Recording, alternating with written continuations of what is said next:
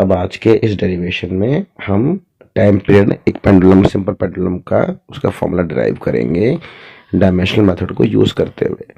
इस मेथड का जो बेस है वो ये चीज़ है कि टाइम केवल टाइम के बराबर ही हो सकता है, लेंथ लेंथ के बराबर ही हो सकती है, ठीक है, वेलोसिटी है वो वेलोसिटी के ही बराबर हो सकती है।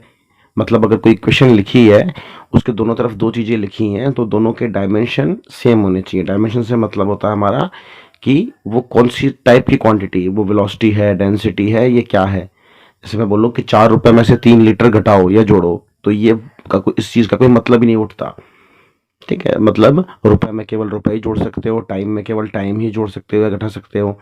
उसी तरह से अगर कोई इक्वेशन लिखी हुई है उसमें जो लेफ्ट साइड में जो भी क्वांटिटी लिखी हुई है उसके जो डायमेंशन है वही डायमेंशन राइट साइड वाली क्वांटिटी के होने चाहिए, तभी कोई इक्वेशन बन सकती है। अब इसमें हम देख सकते हैं कि कोई पेंडुलम है उसका टाइम पीरियड होगा तो वो किस किस चीज को हम कॉमन सेंस से बोल सकते हैं कि एक तो आपने उसके ऊपर बॉल बांधी है वो कितनी भारी है या हल्की है उस पर डिपेंड करना चाहिए शायद, ठीक है, कि शायद भारी बॉल बांधू तो शायद उसको टाइम ज्यादा लगे एक चक्कर काटने में। दूसरा फैक्टर एल यानी कि जो लेंथ है स्ट्रिंग की, जो लंबाई है पेंडुलम की, जिस रस्सी से आपने बांधा हुआ है उसको, अगर ज्यादा लंबी है तो हमें लगेगा कि शायद उसको ज्यादा टाइम लगेगा, छोटी रस्सी है तो कम टाइम लगना चाहिए। और थर्ड फैक्टर होगा जी यानी कि एक्सेलरेशन ग्रेविटी की वजह से, यानी कि हम बोल सकते हैं सिंपल टर्म्स में कि ग्रेविटी की फोर्स कितनी है।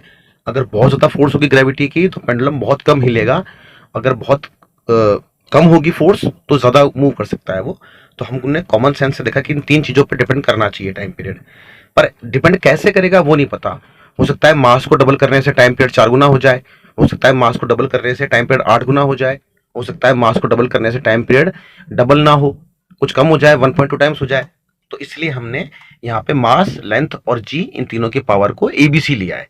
हमें ये तो लग रहा है कि डिपेंड करेगा, पर हमें ये तो नहीं पता ना कि स्क्वायर पे डिपेंड करेगा या क्यूब पे या रूट पे, इसलिए हमने पावर मान ली उनकी ए बी और सी।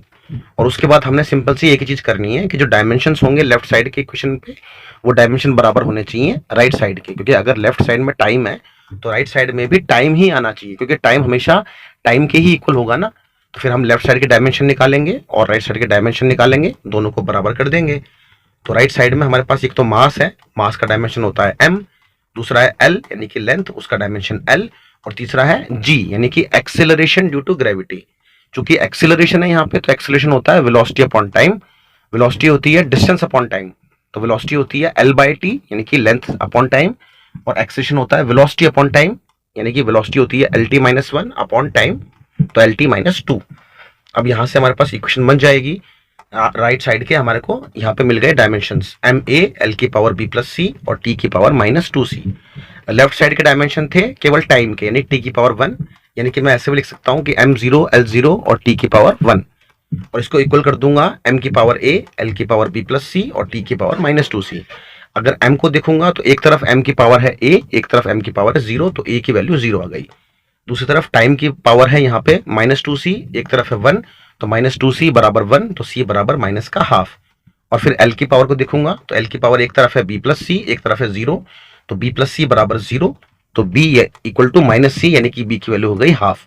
तो यहाँ से हमको तीनों की वैल्यू मिल गई a, b और c की। अब बड़ी अजीब बात है कि a की वैल्यू 0 आई, मतलब पेंडुलम का टाइम पीरियड बॉल के मास पे डिपेंड ही नहीं करता। ये अजीब बात है। मतलब आप 1 ग्राम की मास की बॉल बांधो पेंडुलम पे या बांधो 1 किलो की, उसका टाइम पीरियड सेम रहेगा एक चक्कर पूरा काटने का। हाँ, वो लेंथ पे डिपेंड करेगा, पर लेंथ की पावर हाफ पे डिपेंड करता है। मतलब अगर आप लेंथ को 4 गुना करोगे तब जाकर के टाइम पीरियड डबल हो पाएगा।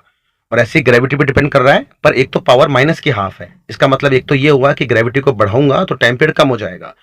दूसरी बात, ग्रेविटी को 4 गुना करूंगा तब जाके टाइम पीरियड कितना होगा 1/2।